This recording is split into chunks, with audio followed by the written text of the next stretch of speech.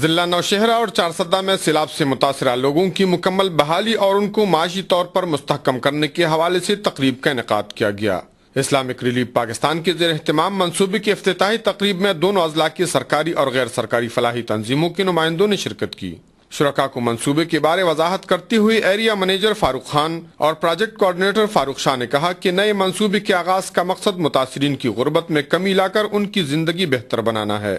انہوں نے کہا کہ مقامی سطح پر کمیٹیاں قائم ہوگی جس کے ذریعے متاثرین کی استعداد کار بڑھا کر ان کی ذریعہ معاش کو بہتر کیا جائے گا اور روزگار اور صحت کے حوالے سے متاثرین کی ضرورت کو مد نظر رکھتے ہوئے دیرپا منصوبے تیار کیے جائیں گے۔